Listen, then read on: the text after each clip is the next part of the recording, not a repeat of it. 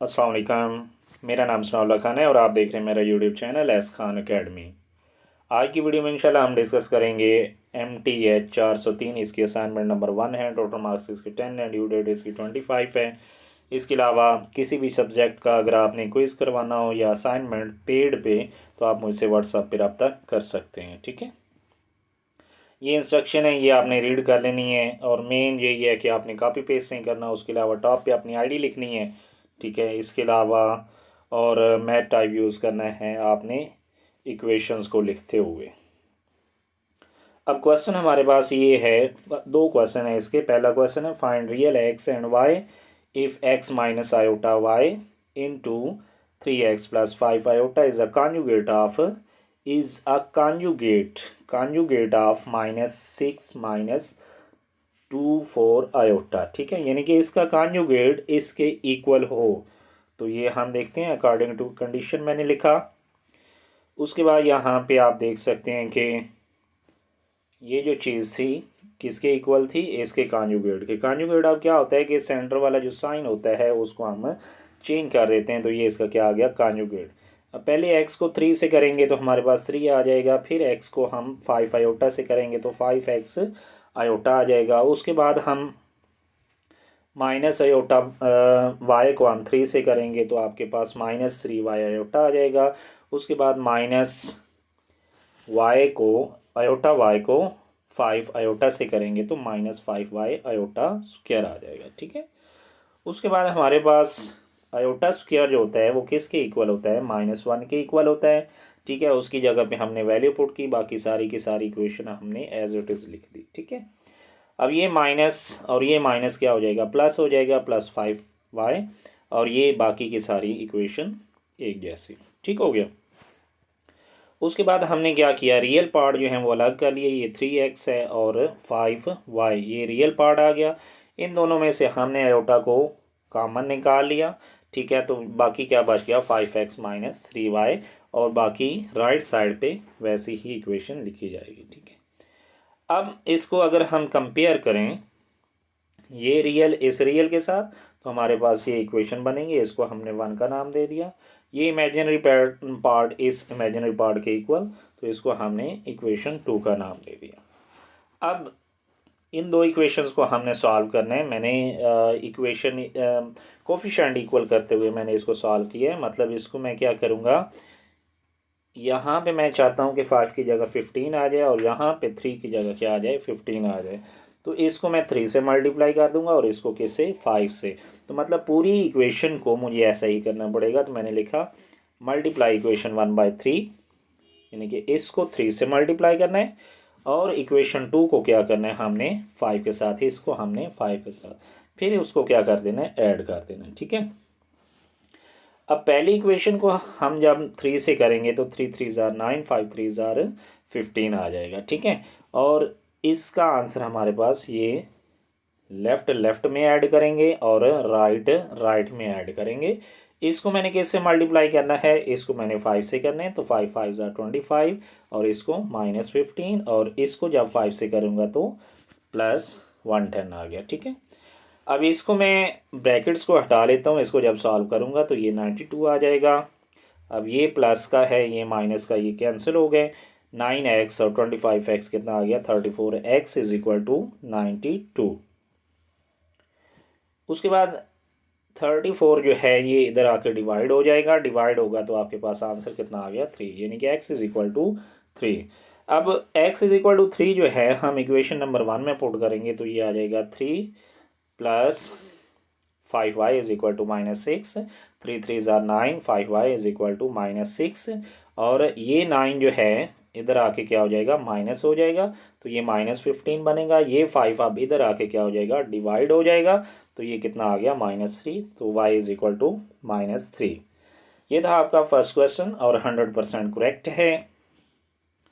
Question number 2 की तरफ जाते हैं। Simplify 3 square root plus 3 iota 35 power 35 है by using de Moivre's theorem. ठीक है, इसको हम यूज़ करेंगे। अब हमारे पास यहाँ पे अगर आप देखें तो ये अंदर वाला हमारे पास जी है और इसको हम n कहेंगे। ये जो ऊपर वाली पावर है 31। ठीक है, इसको मैंने z कह दिया जो अंदर था, और जो पावर थी उसको मैंने n कह दिया। और हमें पता है डी मोर्स थ्योरम जो है वो हमारे पास z to raise power n is equal to r to raise power n into cos, यानी कि वैसे तो हमारे पास ये है ना कि G N is equal to r into cos theta plus sine theta, और यहाँ पे आयोटा, और इस सारे की पावर क्या होता है, n होता है। ठीक है, अब n इसकी भी पावर हो जाएगा, इसकी जब होगा तो यहाँ पे n आ जाएगा और यहाँ पे n आ जाएगा। ठीक है, तो ये मैंने डायरेक्ट लिखा है G N is equal to R N, R to raise पर एन, cos N theta sine N theta. अब हमें यहाँ पे क्या चाहिए, हमें सबसे पहले तो r चाहिए, उसके बाद हमें थीटा चाहिए। तो इसको हम सॉल्व करते हैं। r हमारे पास x की वैल्यू थी 3 स्क्वायर रूट और y की वैल्यू थी 3, यानी कि r इज इक्वल टू हमारे पास होता है x square plus y square और इसका स्क्वायर रूट। ठीक है, तो x की वैल्यू हमारे पास 3 स्क्वायर रूट और y की वैल्यू 3। इसको जब सॉल्व करूँगा तो यहाँ पे आपके पास ये स्क्वायर रूट से क्या हो जाएगा, कैंसिल, तो 3 बच गया। और यहाँ पे जो 3 है इसका स्क्वायर कितना आ जाएगा, 9 आ जाएगा। ठीक है, 9 प्लस 3 कितना आ जाएगा, 12, 12 का स्क्वायर रूट। अब 12 को आप लिख सकते हैं 4 मल्टीप्लाई 3 इसका स्क्वायर रूट। अब 4 का तो पॉसिबल है, बाहर आ जाएगा 2 और अंदर रह जाएगा 3, वो आपके पास ये आ गया, यानी कि r की वैल्यू आ गई हमारे पास। ठीक है, अब अल्फ़ा की वैल्यू पहले हम निकालते हैं। तो अल्फ़ा इज इक्वल टू होता है tan inverse y divide by x, यानी कि tan inverse y divide by x alpha होता है। तो y की वैल्यू 3 है और x की वैल्यू 3 स्क्वायर रूट। ठीक है, अब इसको जब सिंप्लीफाई करेंगे हमारे पास कितना आ जाएगा, 3 स्क्वायर रूट, और tan इनवर्स 3 स्क्वायर रूट हमारे पास कितना होता है, 5/3। ठीक है, अब ये अगर आप देखें तो x की वैल्यू भी हमारे पास पॉजिटिव थी और y की वैल्यू, तो हमारे पास 4 क्वाड्रेंट होते हैं, 1 2 3 और 4। यहाँ पे सारे के सारे पॉजिटिव होते हैं, यहाँ पे हमारे पास जो साइन होता है वो हमारे पास पॉजिटिव होता है और उसका रेसिप्रोकल बाकी नेगेटिव। यहाँ पे tan पॉजिटिव होता है और यहाँ पे cos पॉजिटिव।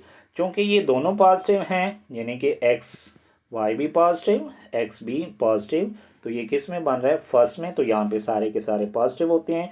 तो यहाँ पे जो फिर थीटा होता है वो अल्फ़ा के इक्वल होता है। ठीक है, तो theta is equal to alpha is equal to 5/3। ठीक है, यहाँ पे रीज़न मैंने लिख दी है। तो ये इक्वेशन जो ऊपर हमने लिखी थी, कौन सी ऊपर, ये वाली, ये हमारे पास क्या बन जाएगी, यानी कि हमने थीटा भी निकाल लिया, आर भी निकाल लिया, तो इसकी वैल्यू हम यहाँ पे पुट कर देंगे। ठीक है, एन यहाँ पे था, थीटा यहाँ पे था, उसकी वैल्यू पुट की, आर यहाँ पे था, उसकी वैल्यू पुट की, जी यहाँ पे था, उसकी वैल्यू पुट की। ठीक है, अब इसको जब 31 को पाई से मल्टीप्लाई करेंगे 31 π/3 आ जाएगा। सिमिलरली यहाँ पे भी वही चीज़ आ जाएगी। ठीक हो गया, आर तो ऐसे ही चलता रहेगा सब में। अब इस 31 को मैं क्या लिख सकता हूँ, मैं लिख सकता हूँ 10 + 1/3। ठीक है, इसका एलसीएम लूँगा 3, यहाँ पे 30 + 1 इज इक्वल टू 31। ठीक है, और चूँकि यहाँ पे डिवाइड बाई 3 ये जो डिनोमिनेटर में, ठीक है, डिवाइड बाई 3, यानी कि इस 31 पाई को मैं लिख सकता हूँ 10 पाई + π/3। सिमिलरली यहाँ पे भी मैंने लिखा और इस यहाँ पे भी इसी तरह मैंने लिखा। अब यहाँ पे अगर इवन नंबर हो तो ये चेंज नहीं होता, यानी कि जो हमारे पास फंक्शन होता है काज, ये चेंज नहीं होगा। यहाँ पे भी इवन है तो ये भी चेंज नहीं होगा। तो ये हमारे पास π/3 रह जाएगा, यहाँ पे भी π/3 रह जाएगा। तो काज π/3 हमारे पास 1/2 होता है, साइन π/3 जो हमारे पास होता है 3 स्क्वायर रूट डिवाइड बाई 2 होता है। ठीक है, तो ये था आपका question number 2। I hope so आपको इसकी समझ आई होगी, अगर नहीं आई तो आप मुझसे अगेन डिस्कस कर सकते हैं। ठीक है, इसके अलावा अगर कोई भी क्विज़ करवाना चाहते हैं, असाइनमेंट करवाना चाहते हैं, तो आप मुझे व्हाट्सएप पे इस नंबर पे रब्ता कर सकते हैं। Thank so much for watching. Allah हाफिज़।